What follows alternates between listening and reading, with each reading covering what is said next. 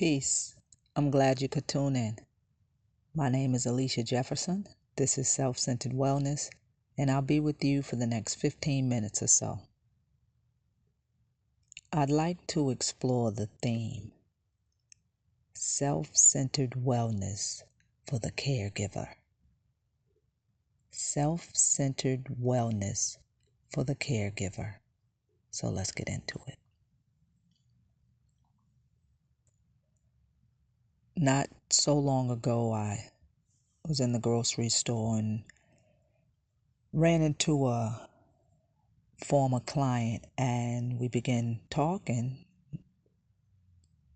and I asked him how these days were treating him, and he said his days are consumed with his wife's schedule because now he was in the role of caregiver for his wife. And we talked a little bit about that and laughed about some aspects of being a caregiver. And as time passed, I've been thinking about being a caregiver, being in the role of caregiver, and how when in that role, we tend to abandon, let go of self-care for different reasons. Self-care as a caregiver, it's a challenge. So the theme, self-centered wellness for the caregiver. After speaking with the former client about his role as a caregiver, I thought about that role and the times when I played that role. When I was very young, 17, 18, I thought I was 35 at the time, but I was young, and my mother, her health was deteriorating from HIV and AIDS, and I was her caregiver, her primary caregiver. My day, the majority of my day was consumed with attending to her meals and comforting and sitting with and different aspects of caregiving. And self-care was out the window. And when I did engage in self-care, it was a warped sense of self-care. It was not self-care at all. It was actually self-destruction. At the time, I thought it was self-care, smoking and drinking and such. I thought I was doing something for myself. And many times as a caregiver, even beyond the age of 17, as a caregiver, sometimes when you get a bit of free time, you might indulge in habits that drain the remaining bit of energy you have. You might be drinking, overindulging in foods that don't empower you. Self-centered wellness for the caregiver. As a caregiver, yes, your time does get used primarily attending to your loved one. As parents, you're a caregiver, but as a caregiver for a loved one whose ability has waned, whose ability is not as it once was, they may need more supervision. They may need help with attending to the basics, whether it's washing, eating, dressing, and such. right? And your day is pretty much consumed with that.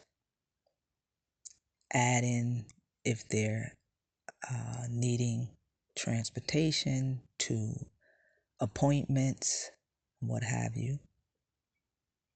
Your schedule is wrapped around attending to their needs, giving care to them. And self-centered wellness is so important for the caregiver. Because if you don't have it, you can't give it. If you are depleted, you have nothing to give to your loved one. Then resentment can kick in, anger, frustration, self-pity, all of that. You're probably very familiar with them all. Self-centered wellness for the caregiver, very important. And yes, a lot of times it's because we're tired. Once you've done attending to, once you're done attending to your loved one, right? You're tired. Your energy is depleted. You've spent the morning hours doing what you needed to do for them, taking them where you needed to take them, getting the basics done. Afternoon hours, you're back at it. Evening hours, you're back at it. And in between those gaps of time, within those gaps of time, you may not sit down. You might be preparing meals for later or checking the schedule, doing something probably focused on them still in some sort of way, and trying to get the bare minimum done to maintain your sense of normalcy or your livelihood. And self-centered wellness is abandoned often. What are you doing to be well, to maintain your wellness? Where are you putting yourself first in terms of your wellness? It's important. And yes, being tired is a factor. But when we spend some time centering on ourselves, our wellness, we will be invigorated, reinvigorated, energized, strengthened, fulfilled in increments. It may be taking a longer bath or a longer shower. It may be getting a massage or giving yourself a massage. It may be watching something funny or listening to something funny. Laughter is healing. It may be taking a nap, going for a walk, spending time in prayer and meditation and exercise. Spending time doing the thing you used to do to maintain a sense of wellness, or if you've never done much, taking on a new practice of wellness is very important as a caregiver. Because if you don't have it, you can't give it. So being tired is a factor. But when we push past that feeling of tiredness and do some form of wellness exercise. Again, bathing, showering a little longer than we might, massage, exercise, yoga, meditation, prayer, reading something positive, laughter, finding something to laugh at or with, a healthy meal, sitting in nature, feeling the breeze, looking at the trees, stepping in grass, stepping in dirt. All of this, any of these, and other activities will energize you. Yeah, you may go to sleep afterwards, maybe kind of lagging afterwards, but in the long run, the long term, it will energize you. Self-centered wellness for the caregiver, very important.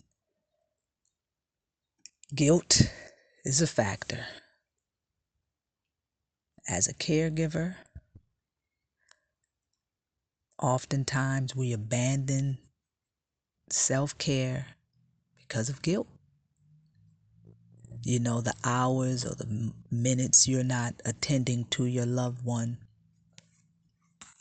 You're thinking about what you can be doing, or you're thinking about what you have to do next or the next day, or looking at the schedule and not taking time for yourself. And when you do take time for yourself, guilt creeps in.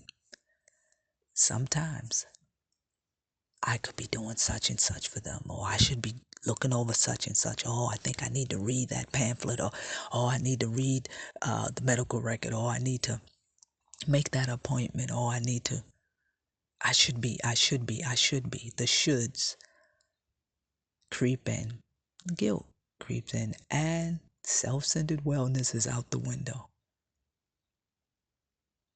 I want to encourage you, let it go. Guilt, shoulds, let them go. Let them go.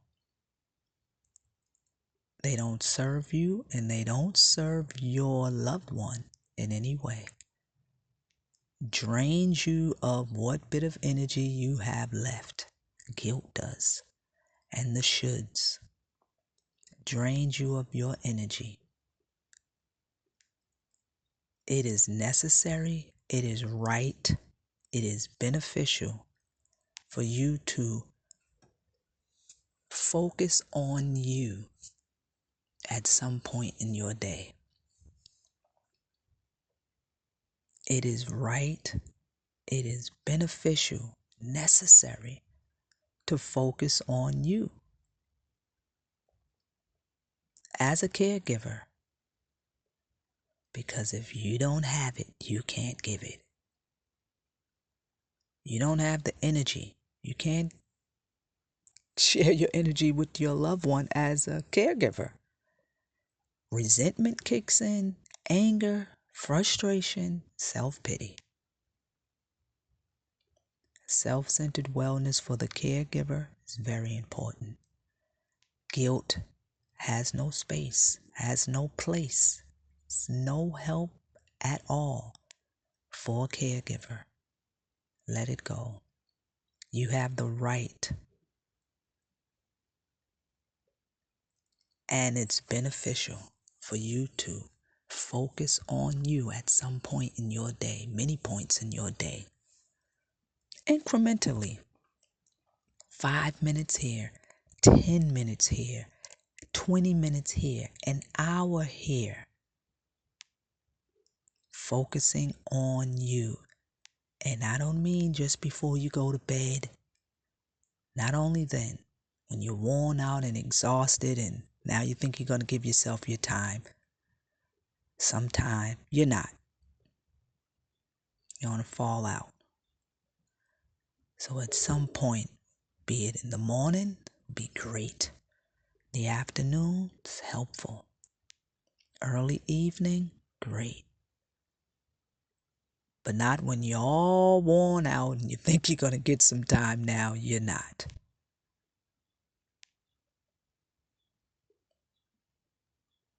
Self-centered wellness for the caregiver is very important. And it's your right. Let guilt go. You're doing what you can do for your loved one.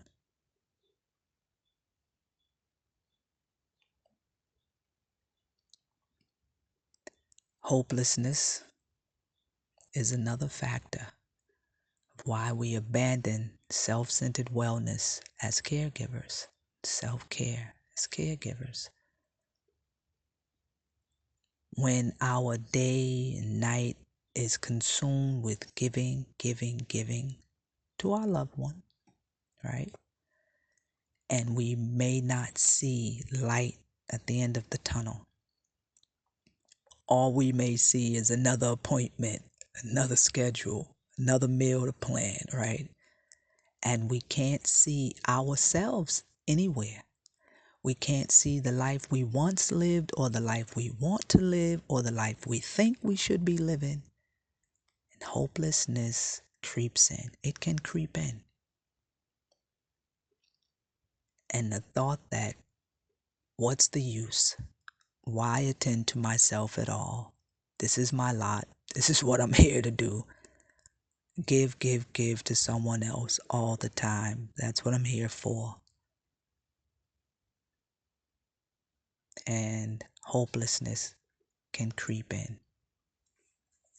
So why attend to myself? Why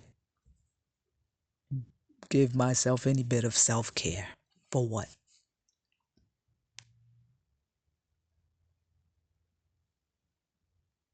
Exercise, meditation, prayer, yoga, dance, music, drawing, whatever you love to do or enjoy doing, whatever you like to do that invigorated you, fulfilled you, made you feel a sense of hopefulness in your life, take a bit of time to engage in that thing.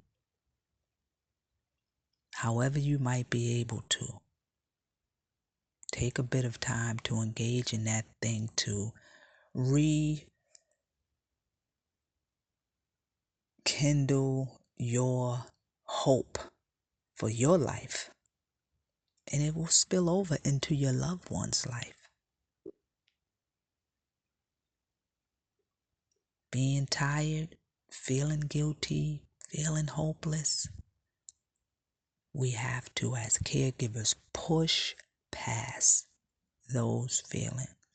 We have to push past all of that and practice some self-centered wellness.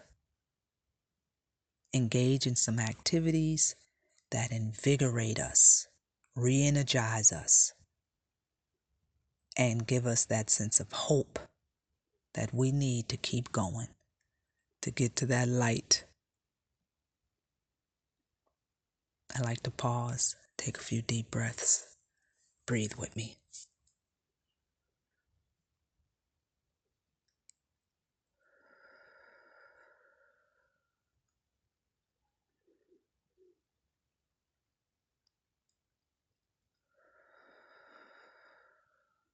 One more.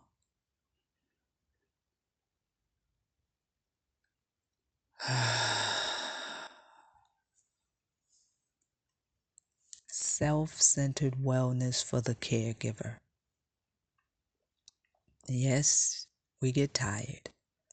Yes, you may feel a sense of guilt when you're attending to yourself. And yes, you may have a sense of hopelessness and say, what's the use of self-care? What's the use of doing anything I'd like to do? Or what's the use? This is what my day is consumed with. Why do anything else? I'm too tired anyway. All of that creeps in when you're in the role of a caregiver. I want to encourage you. Take a bit of time throughout your day. Attend to yourself. Sit still in that car before you go in, before you get out. Sit still. Take a moment, a few moments. Breathe. Don't think of what's next on the schedule. Listen to some classical music, some jazz. Listen to one song. Let it soothe you. Take a longer bath, a longer shower. Rub your feet. Get your feet rubbed. Rub yourself. Let your back get rubbed. If you have that opportunity, get a back rub. If you have a love partner, let them love upon you for a bit of time. Don't say no. Receive it. Get some care for yourself when you can. As caregivers, it's a challenge to focus on you, but you have to. You have to focus on you. Self-centered wellness for the caregiver is very important. I like to end as I began. Peace. I'm glad you could tune in. My name is Alicia. This is Self-Centered Wellness. And if this episode or any previous episodes have been of any benefit, I ask that you come again, tell a friend, share, like, follow, download on the YouTube platform, on your podcast platforms. Do what you need to do in order to catch the next episode. Until next time.